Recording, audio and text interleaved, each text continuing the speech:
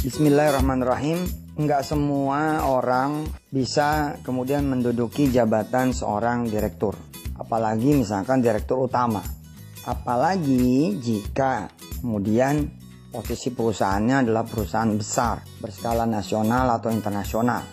Enggak semua orang tuh. Karena itu orang-orang yang hanya memenuhi kompetensi itulah yang kemudian bisa ikut fit and proper test. Dan kemudian ikut serangkaian penyaringan hingga kemudian akhirnya dipilih dan terpilih. Tidak semua orang juga punya kompetensi untuk menjadi guru.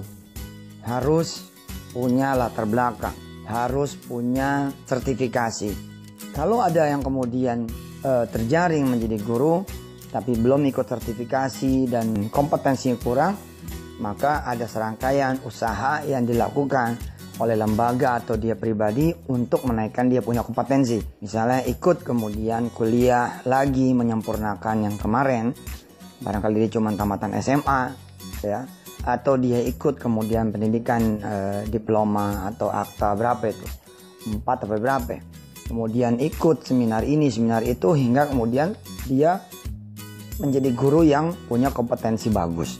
Apalagi tidak semua orang kemudian bisa punya kompetensi untuk menjadi kepala sekolah, terutama di kepala sekolah ya, terutama sekolah-sekolah yang kemudian bagus, sekolah negeri unggulan misalnya, atau sekolah swasta internasional misalnya.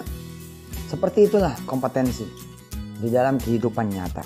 Tapi nyatanya gitu ya, banyak orang-orang yang sebenarnya secara kompetensi nggak ada gitu, jauh, tapi dia bisa duduk bersanding sama si direktur utama di perusahaan multinasional, bisa duduk kemudian sama rata, sejajar, setara ya, dengan kepala-kepala sekolah.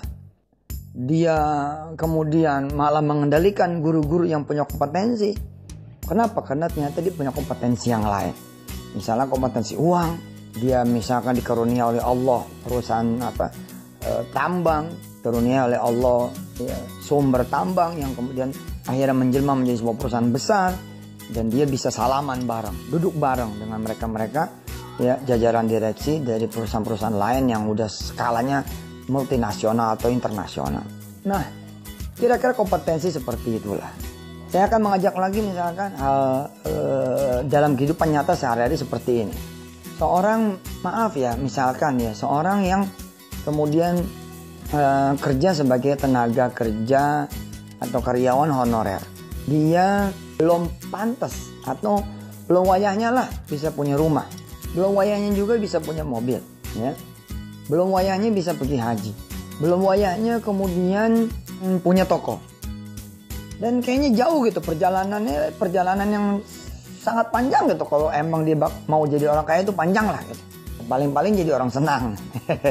Walaupun jadi orang senang ya lebih enak lah daripada jadi orang kaya. Belum tentu orang kaya itu senang ya kan. Tentu lebih hebat lagi kalau dia kaya dan dia juga senang, atau dia senang dia juga kaya. Nah tapi itulah, ternyata di kehidupan ini ada banyak orang-orang yang begitu lewat setengah tahun atau lewat 1 tahun, ternyata subhanallah bisa punya apa-apa yang diidam-idamkan oleh orang banyak gitu loh.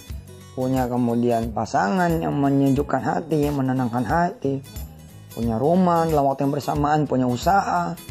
Sementara dia tetap menjadi karyawan atau menjadi tenaga kerja honorer di perusahaan tersebut.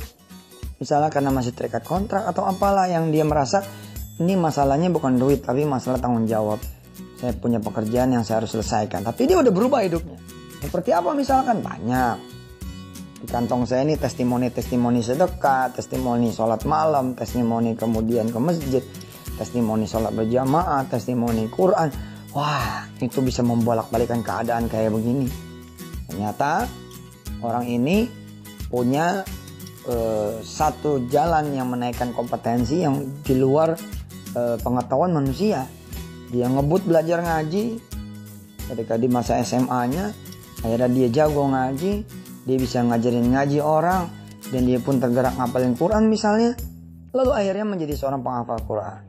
Dalam keadaan seperti itu, kemudian dia ngajar rumah sini rumah sana, akhirnya tibalah dia pada satu rumah yang ternyata di sana ada anak gadisnya.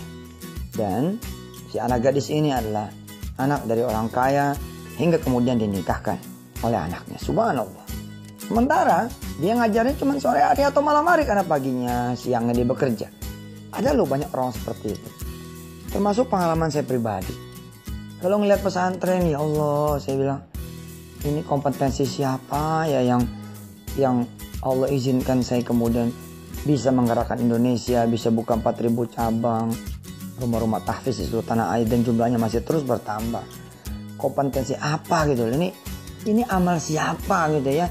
Yang kemudian Allah gerakan ya, sehingga kemudian bisa menjelma menjadi seperti ini gitu. Karena kalau dari sisi saya pribadi, saya merasa amal saya sedikit, kurang. Ini mesti ada daya katrol yang lain yang kemudian luber ke saya gitu. Nah, saya melihat gitu kan, macam apa kayak nenek saya, kayak orang tua saya, keluarga saya, itu orang-orang tua saya ya. Ada termasuk orang tua dari istri saya, sholat malamnya jago-jago sholat malamnya. Dari jam 2, setengah 3 udah standby buat sholat malam, buat sholat tahajud. Akhirnya luber gitu loh. Narik saya sebagai cucunya, sebagai anaknya. Narik saya sebagai buyutnya. Ya, ke makom, ke derajat yang harusnya saya belum nyampe. Kira-kira seperti itu. Coba deh jajal, keber terus sholat malamnya. Hajar terus. Sama istri, sama suami, sama anak-anak. Hingga kemudian saudara akan melihat saudara naik derajat senaik-naiknya.